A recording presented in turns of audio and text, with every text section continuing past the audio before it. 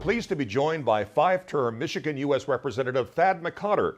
He's also chairman of the House Republican Policy Committee and author of the new book, Seize Freedom. Welcome, Representative. Nice to be here. Judging by the chapter, Deter the Dragon, in your new book, you see China as a big threat to the U.S. Now, does this go beyond the fact that it owns our debt pretty much? Well, the debt threat is part of it. But when you listen to what the Chinese Communist government is saying about the United States, calling us the hegemon, calling us their strategic rival, calling us in some instances their enemies where they believe war is inevitable, I think the United States has to take a responsible approach. To date, we've engaged in what is an unconditional relationship with the Communist Chinese government. It's allowed them to pursue a mercantilist trade policy against us, violate agreements in the trade realm. It's allowed them to cyber spy on us with impunity. And I think that the United States has to act accordingly, especially with our Pacific allies, to make sure that they are contained, to make sure that freedom does come through such citizen-based operations as the Jasmine Revolution, so that this communist government can be put in the trash can of history with others and the Chinese people can be free. You're on the Financial Services Committee. Are you happy with the $61 billion in cuts House Republicans made to the fiscal year's budget, or do you think it should have been higher than that? Well, I think we have to start the triage for the taxpayers. As you know, there's been a massive explosion in government spending over the past several years, and what we have to do is start to rein it back in because it's non-sustainable. That was the message of the electorate in 2010. House Republicans ran on that, and we kept our word to the American people.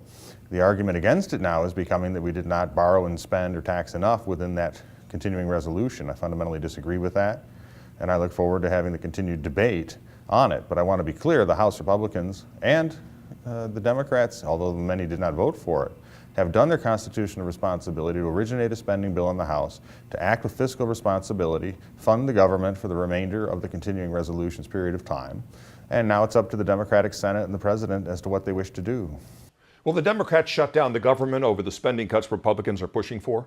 They've shown that they do not wish to, but as we've seen in other instances at the state legislative level, they are not opposed to shutting down government when they believe that they have to defend an interest. So we'll see. Where there's life, there's hope. It's a process continuing, but I want to make sure people know on the House end, we have funded the government under the continuing resolution with fiscal integrity included. Just across Lake Michigan from you, Wisconsin Governor Scott Walker is going to the mats with public employee unions. Should other governors be doing the same? Well, as a federalist, I think that's up to the people of Wisconsin and the people of the other 49 states to make that determination.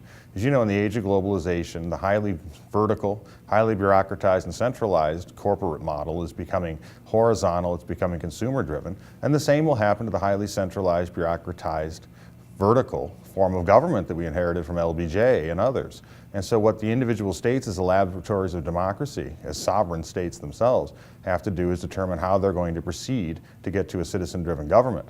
I think as a federal elected official, it's not my place to tell the people of Wisconsin what to do. But I will say this, it's very important for people to remember that we here in Detroit have seen our private sector labor unions have to make very difficult decisions so that their companies and enterprises and jobs can continue in a competitive future.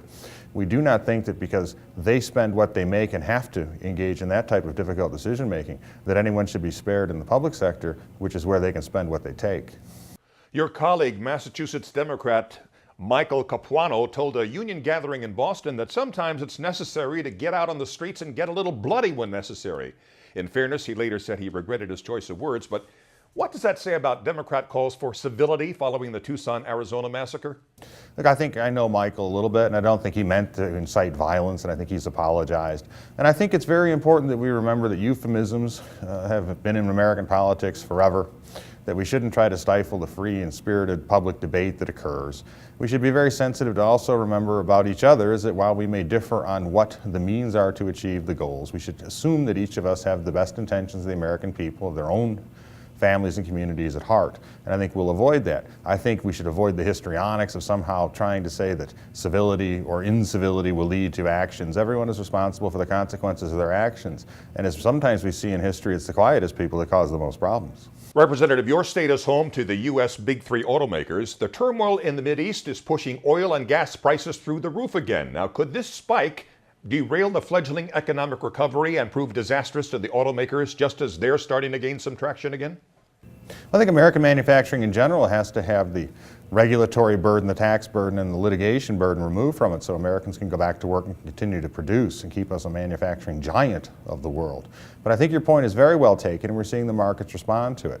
As we've seen the turmoil in the Middle East, the turmoil in North Africa, what you're seeing is oil prices starting to spike.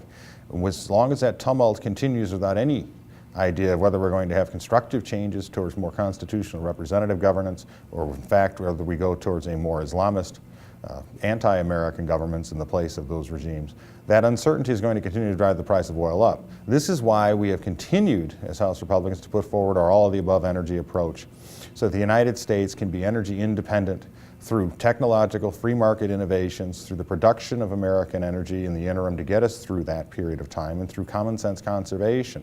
Now is the time for the United States to recognize that, because you're right. If we do not, we could be facing a period not only of recession, but of stagflation. Michigan Congressman Thad McCotter, thanks so much. Oh, thanks for having me. And thank you for watching Newsmax TV.